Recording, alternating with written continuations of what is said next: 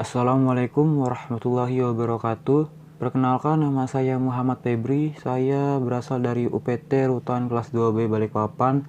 Saya adalah salah satu peserta Latsar Angkatan 59 kelompok 3 tahun 2021. Mereview sedikit kegiatan Latsar CPNS di hari ke-7 ini dilakukan secara sinkronus, yaitu pembelajaran agenda 2 yang dijelaskan oleh Bapak Sugeng Sudarsono.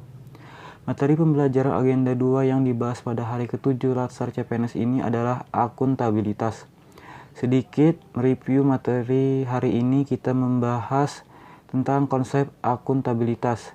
Perbedaan akuntabilitas dan responsibilitas, yaitu akuntabilitas adalah kewajiban pertanggungjawaban yang harus dicapai, sedangkan responsibilitas adalah kewajiban untuk bertanggung jawab.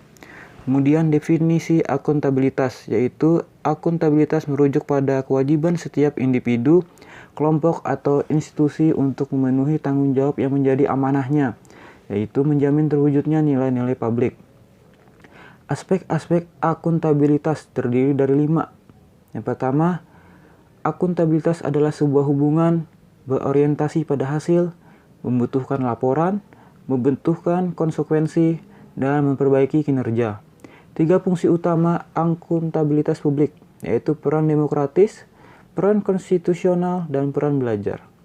Berikutnya, akuntabilitas publik terdiri dari 2, yaitu akuntabilitas vertikal, pertanggungjawaban kepada otoritas yang lebih tinggi, dan akuntabilitas horizontal, pertanggungjawaban kepada masyarakat yang luas.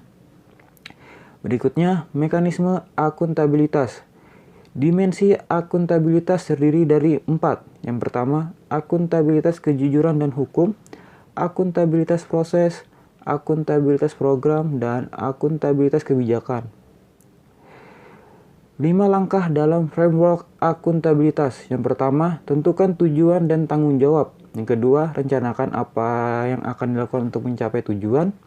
Yang ketiga, lakukan implementasi monitoring kemajuan. Yang keempat, beritakan laporan secara lengkap. Yang kelima, berikan evaluasi dan masukan perbaikan. Yang ketiga, akuntabilitas dalam konteks. Akuntabilitas dalam organisasi yaitu transparan dan akses informasi, praktek kecurangan dan perilaku korupsi, menggunakan sumber daya milik negara, penyimpanan dan penggunaan data dan informasi pemerintah. Yang terakhir, konflik kepentingan. Transparansi dan akses informasi tertuang dalam Undang-Undang Nomor 14 Tahun 2008 tentang Keterbukaan Informasi Publik. Apa itu informasi publik? Yaitu hal yang dihasilkan, disimpan, dan dikelola, dikirim, atau diterima oleh suatu badan publik yang berkaitan dengan penyelenggaraan negara dan penyelenggaraan badan publik lainnya. Kemudian 4. Menjadi PNS yang akuntabel.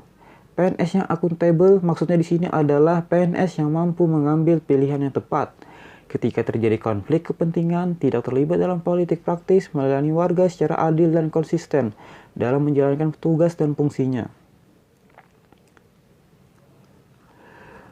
Berikutnya, mengambil keputusan yang akuntabel itu seperti apa? Yaitu mampu mengutamakan kepentingan umum dan memastikan tindakan dan keputusan yang berimbang dan tidak bias, bertindak adil yang mematuhi prinsip-prinsip due process, akuntabel dan transparan, melakukan pekerjaan secara penuh, efektif, dan efisien, berperilaku sesuai dengan standar sektor publik, kode etik sektor publik, etika sesuai dengan organisasinya, mendeklarasikan secara terbuka bila terjadi adanya potensi konflik kepentingan.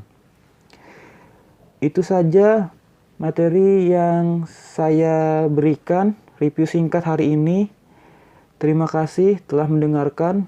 Wassalamualaikum warahmatullahi wabarakatuh.